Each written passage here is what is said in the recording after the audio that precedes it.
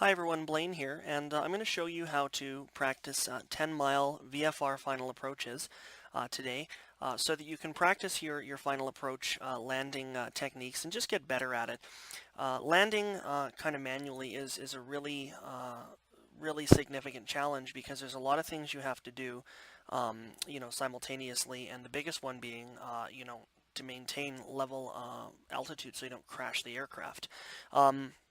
Ordinarily, when I do my flights, I use IFR or ILS, I should say, about a couple hundred feet above the runway, and then I take over manual control.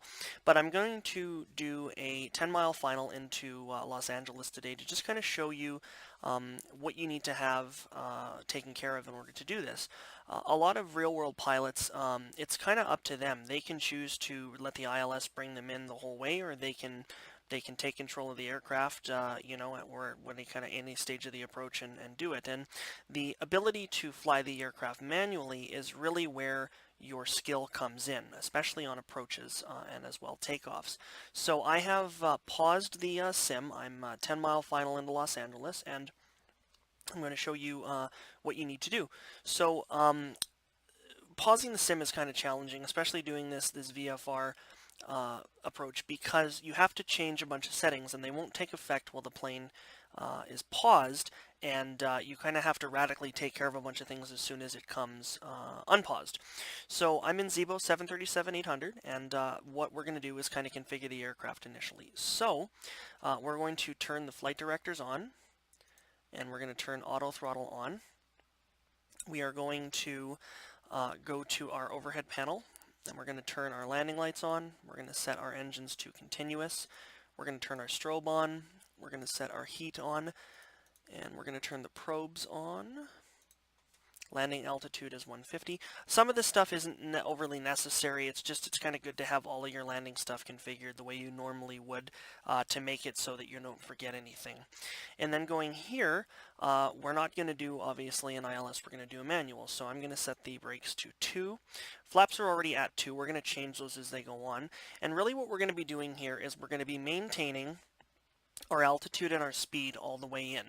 And so with that, our approach speed is generally around 130 knots, but because we're 10 miles away from the aircraft, we're probably going to have it at 150 for a bit.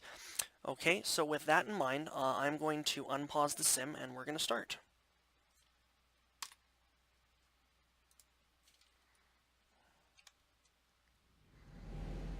Got to kind of keep this level as I put the speed on.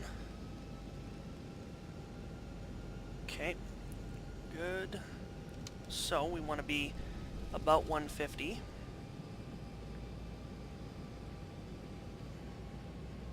So I'm kind of just manually controlling the throttle here, doing my best to keep the plane level. We don't want to actually go through any type of descent right now. We want to kind of keep the plane level. We are only 1,800 feet above ground level, so because of that, we want to maintain our the more height we have, altitude we have, because that way we can descend rather radically if we need to at the end. So I'm going to put flaps down, and I'm going to do this periodically as I go.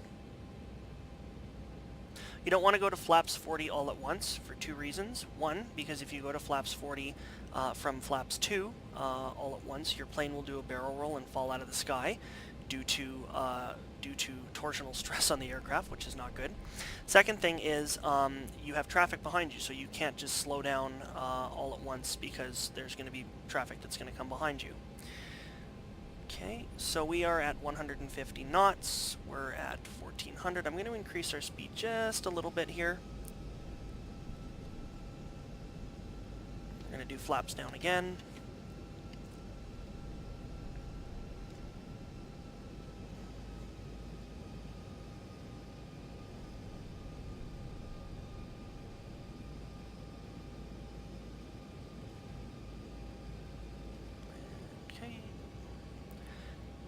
PAPL lights show us as too low, but that's okay because we've got a ways to come in yet, and we do have the ability to control our speed.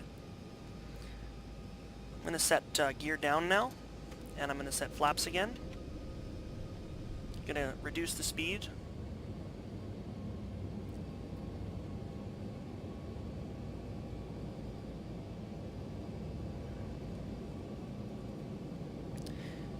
we kind of want to begin descending now. So we want to have our descent rate at 700 or as close to that as possible. That is the preferred descent rate. Flaps again. Gear is down and locked.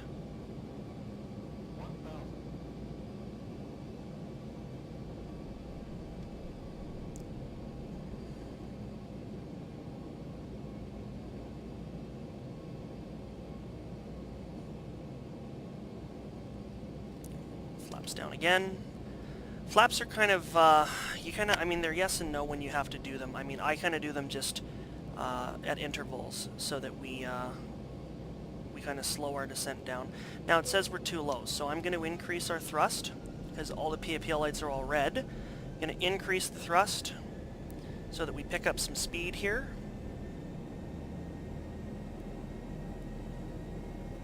And I'm going to reduce it again and go flaps 40. And now we're even. I'm going to reduce the speed now because we want to be at 130, and I'm going to descend. This is kind of a radical descent. Normally you'd have an easier time doing this, but that's okay. And I'm going to line us up. Sometimes you have to kind of increase your descent past that 700 mark, depending on what you're doing here. Reducing speed again. PAPL lights are even. Coming in, and we're going to do a 5-degree flare once we make contact with the runway. Flaring the aircraft, throttle to idle.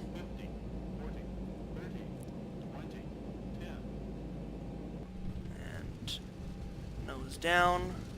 Speed brake extend. Thrust reverse is activated. Manual brake. Canceling thrust reverse at 80 knots. And then manually braking the rest of the way. So that is basically how you do a 10-mile final kind of visual landing. I kind of hit and miss there when I kind of right at the end I was a bit high and I had to kind of radically descend. It's not necessarily good to do that, but you know, it can be difficult to kind of get that perfect, and that's simply why you just want to practice and get better at your landings, so that you are able to do them without any issue. And then the rest will be just a matter of doing it until you're comfortable.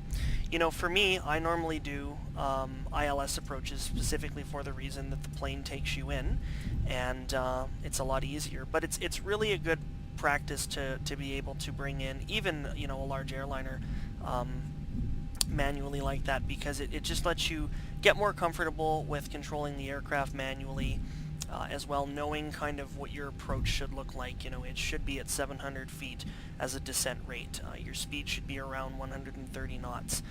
You should have your flaps at 40, you know, just prior to the runway, all that kind of stuff.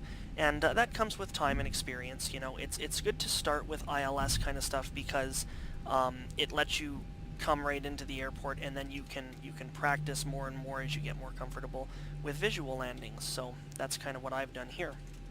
So that is how you do a VFR approach, and I did it into Los Angeles, and little rocky just at the end there because I had to kind of pick up some speed and maintain altitude, but other than that we were good. So thanks for watching.